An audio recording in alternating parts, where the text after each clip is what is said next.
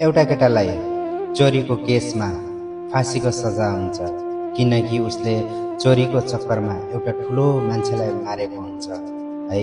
मारिसकेपछि उसलाई अदालतले फाँसीको सजाय सुनाउँछ है। जब उसलाई फाँसी दिने टाइम हुन्छ उसलाई जल्लादले आखिरी इच्छा सोध्छ है। त्यो केटाले भन्छ मेरो आखिरी इच्छा म मेरी जन्मदिनी आमालाई हेर्न चाहन्छु भनेर उसले आफ्नो जिज्ञासा राख्छ है। अब कहानी सुरु यहाँबाट हुन्छ अनि त्यसपछि त्यहाँबाट सबैले गरेर उसको आखिरी इच्छा पनि पुरा गरिदिन्छन्। उसको आमालाई छिटोभन्दा छिटो त्यहाँ झिकाउने कोसिस गर्छन् है। त्यसपछि आमालाई झिकाइदिन्छन्। आमा त्यहाँ आइपुग्छन्। आमा टाढाबाट रुँदै आउँछन्। आएपछि आमाले रुँदै आउँछन् अनि आमाले गलो लाग्न खोज्छन्। उसले रोकचौँहीबाट गलो लाग्दैन आमासँग। आमालाई मुखमा थुक्दिन्छ है। आखिरी इच्छा उसको आमालाई देख्ने थियो तर उसले आमालाई गलो लागेन, आमालाई मुखमा थुक्दियो है। किन थुक्यो त?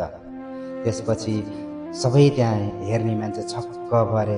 आखिरमा यो त मर्दैछ तर पनि आखिरी इच्छाले जन्मदिनी आमालाई देख्न चाहेको थियो तर उसले आमालाई ल्याइदिएर पनि आमाको मुखमा थुक्दियो भने है। त्यसपछि त्यसले भन्छ कि ल अब मैले मेरो इच्छा पुरा भयो, मलाई फाँसी दिनुहोस् भनेर उसले जल्लादलाई भन्छ ल अब ढिला नगर्नुहोस्, मेरो इच्छा पुरा भयो, मेरो इच्छा यति नै थियो भनेर उसले फाँसी दिनुहोस् भनेर उसले अफर उसलाई जल्लादलाई भन्छ है।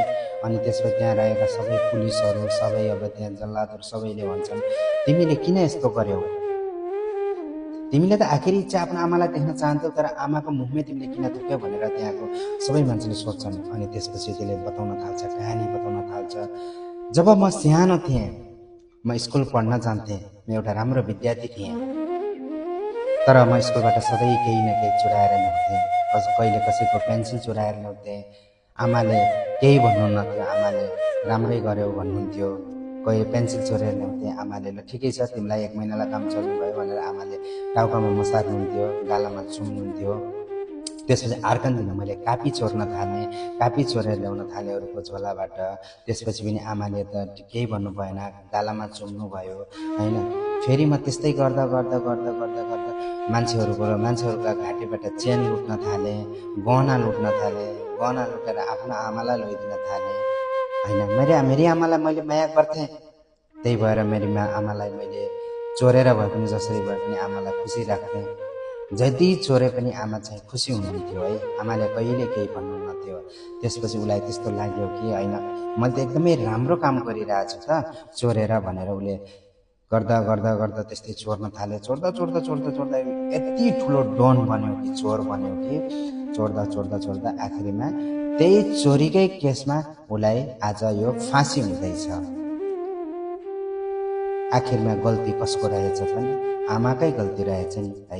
आमाले सानैमा उसलाई चोर्नु हुँदैन बाबु, चोरी गर्नु हुँदैन, चोरी भनेको 1 रुपियाँ पनि चोरी चोर नै हो, धेरै पनि चोर चोरै हो, चोर भनेको चोरै हो, ठुलो सानो भन्ने हुँदैन भनेर सानैबाट आमाले त्यसलाई छोरालाई पिटेको भए उसले पहिल्यैचोटि चोरेर ल्याउँदाखेरि राम्रोसँग राम भन्ने गरिदिएको भए सायद त्यसले अर्कोचोटि चोरेर ल्याउनुहुन्थ्यो होला, चोर्न गलत हो भन्ने उसलाई पनि थाहा हुन्थ्यो होला है।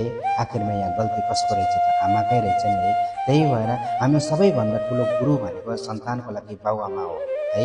त्यही भएर हाम्रो बच्चाहरूलाई सिकाउनु पर्छ, कसैले चोरेर ल्याएको कहिले केही चोरेर ल्याए पनि जसको त्यसैलाई लगेर देऊ भनेर गाली गर्नुपर्छ है, शाबास भन्नु हुँदैन।